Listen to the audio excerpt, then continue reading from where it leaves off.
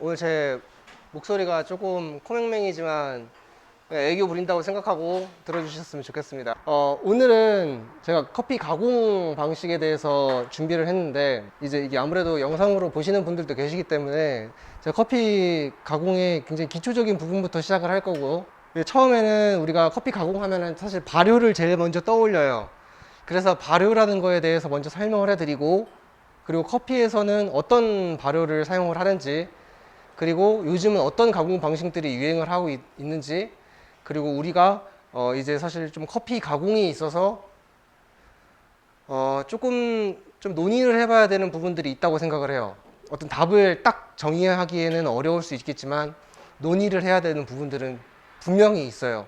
그래서 그 부분들에 대해서 제가 좀 주제를 던져드리고 싶어요. 같이 생각을 해보시고 이따가 끝나고서 의견도 제시해 주시면 좋을 것 같고, 영상으로 보시는 분들도 댓글로 남겨주시면 아마 좋은 대화가 될 것 같습니다. 일단 이번 세미나의 목적을 좀 분명하게 해야 되는데, 이번 세미나의 목적은 우리가 발효 커피 가공에 있어서 조금 더 올바른 용어의 사용을 위해서 하는 거예요. 왜냐면 너무 사람들이 단어를 대충 써요. 대충 쓰고 너무 무분별하게 발효라는 단어를 많이 사용하고, 우리가 어떤 발효라는 얘기를 굉장히 쉽게 하면서 막상 발효에 대해서 설명하라고 그러면 몰라요, 잘. 그리고 잘못된 정보들을 많이 이야기를 하고, 또 때로는 공부를 어설프게 한 경우는 더 문제가 심해. 차라리 모르면 저 모르는데요 하면 돼요. 뭐 그런 얘기 있잖아요. 그 어설프게 아는 사람들 원래 제일 무섭다고 그런 얘기 있지 않나요? 원래 그래요, 진짜로. 자기가 잘 아는 것처럼 생각을 하기 때문에, 제 얘기하는 거 아니에요. 자기가 많이 아는 것처럼 얘기를 하기 때문에 배울 수 있는 기회들을 놓쳐요. 저는 커피 하시는 분들이 조금 더 제대로 된 지식을 바탕으로 대화를 했으면 좋겠어요. 그래서 준비한 거예요. 그러면 본격적으로 시작을 한번 해보도록 하겠습니다.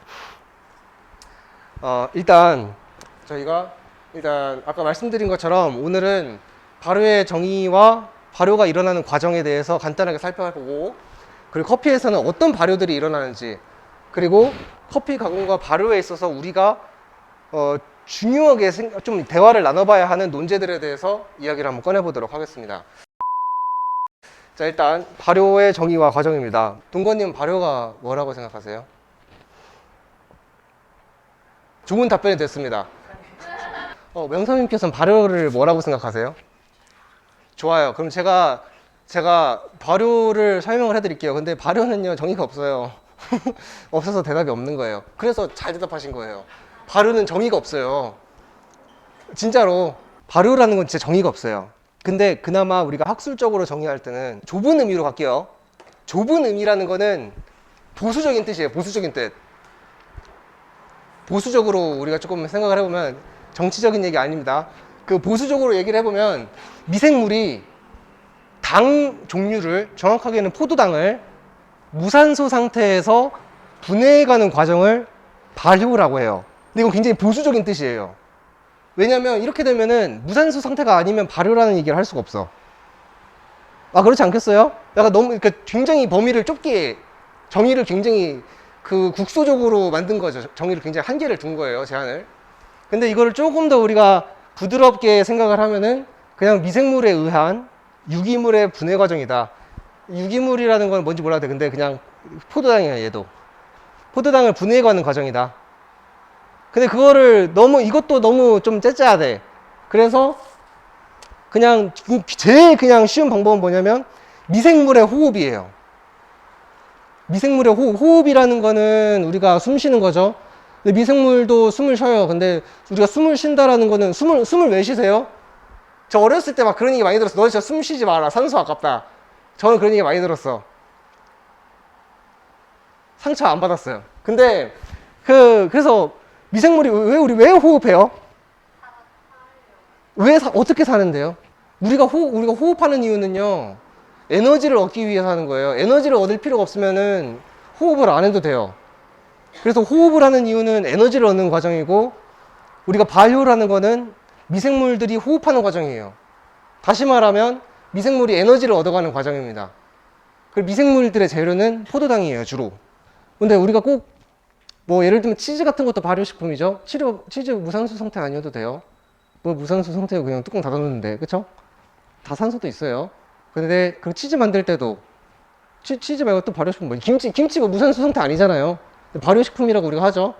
그러니까 발효라는 거는 그렇게 너무 국소적으로 생각하면은 좋지는 않은 것 같아요.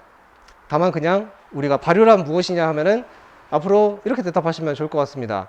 미생물들이 에너지를 얻는 과정이다. 딱 그 정도로만 하시면 좋을 것 같아요. 동건 씨, 발효가 뭐라고요? 아, 훌륭합니다. 잘 안 들으시면 이렇게 걸려요, 알겠죠? 자, 근데 이제 가볍게 우리가 발효 얘기할 때 좀 구별해야 될 것들이 있는데, 발효와 부패는 어떤 차이가 있는가? 우리가 좀 이거를 구별할 수 있어야 되는데, 발효랑 부패는 어떤 차이가 있을까요? 먹을 수 있는 거랑 네. 아니요, 먹을 수 있어요, 부패돼도. 배가 아플 뿐이지. 배가 아프지, 부패돼도 먹을 수 있어요. 발효랑 부패는 얘도 정의가 없어요. 그냥 내가 생각할 때 이건 부패된 거다, 그럼 부패된 거고, 이건 발효식품이다, 그럼 발효식품이에요. 진짜로 정의가 없어요. 통상적으로 말할 때는 뭐 인간에게 유익하면 발효, 인간한테 무익하면 부패라고 합니다. 그게 그냥 발효랑 부패의 정의인데 그냥 명확하게 알고 갔으면 좋겠습니다. 그러면 이런 발효나 부패를 일으키는 건 누구냐? 아까 말씀드렸지만 미생물이에요. 미생물이 뭐예요? 제가 너무 무시했나요? 네, 무시해야 돼. 무시를 해야지 많이 알려드리는 거예요. 잘 안다고 생각하면 안 알려주잖아. 옛날에 저희 수학쌤은 저한테 그랬어요. 미생물은요, 그냥 미세한 생물이에요. 알겠죠?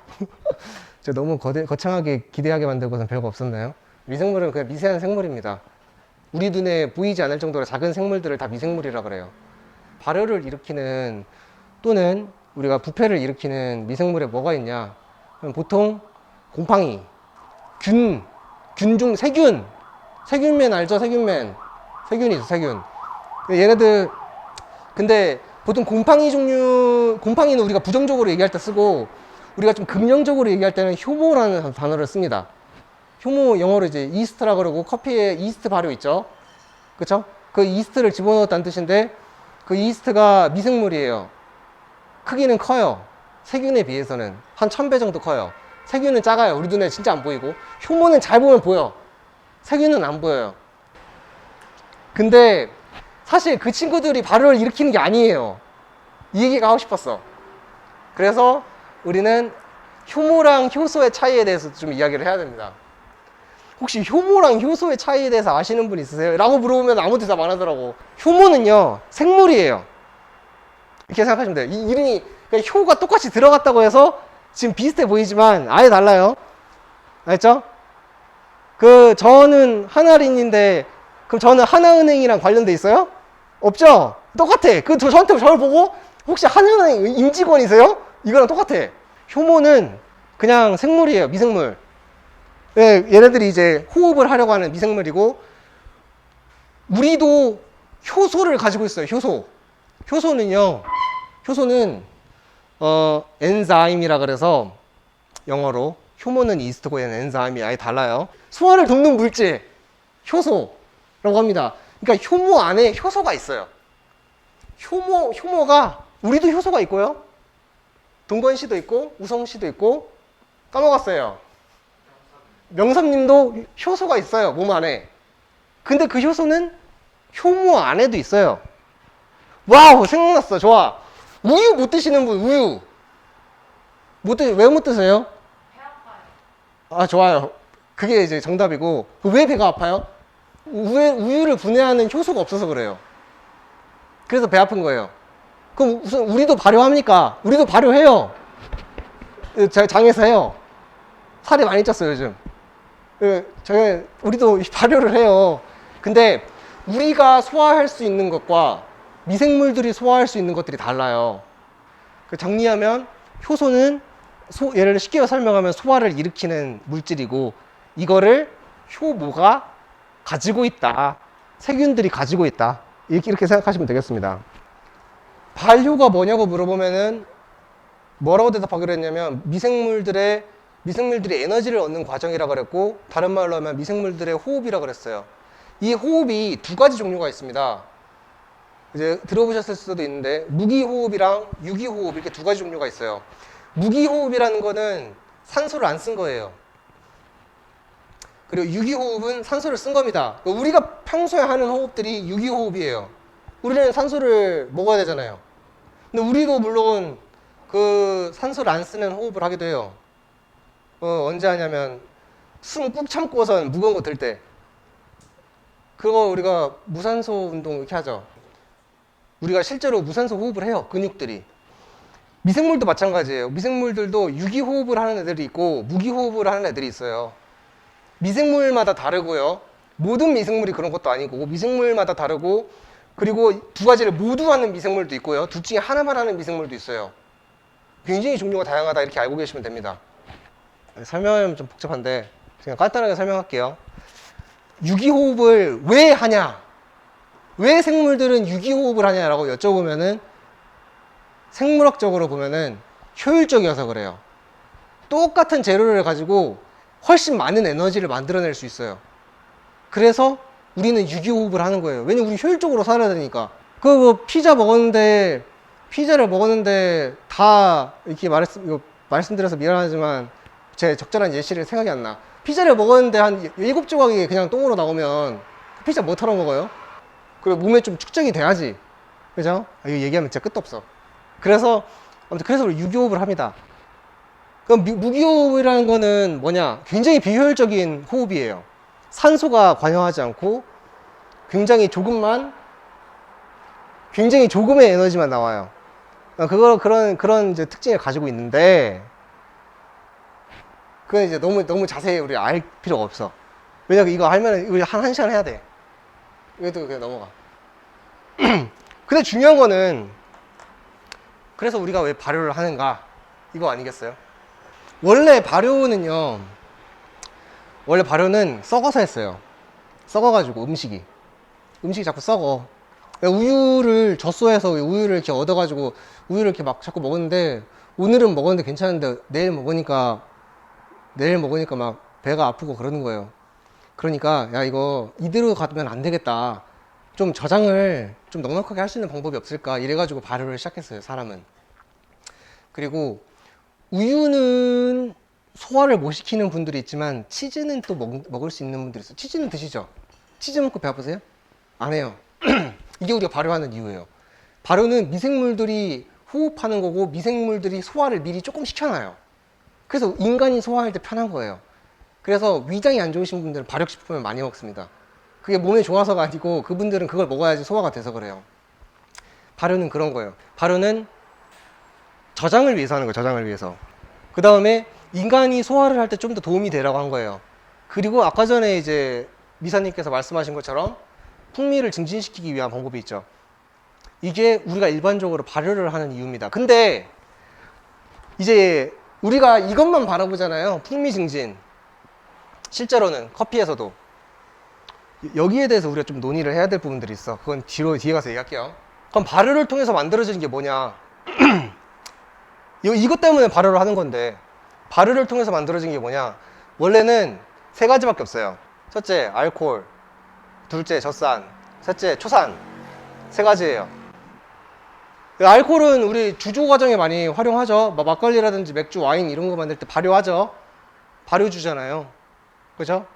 술도 이제 발효주 있고 증류주 있잖아요. 근데 와인, 맥주 뭐 이런 것들은 발효주죠.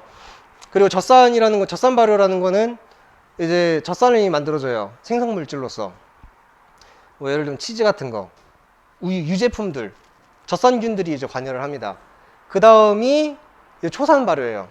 초산은 이제 식초 만들어지는 발효. 이렇게 해가지고 세 가지가 원래 메인 생성물질이에요.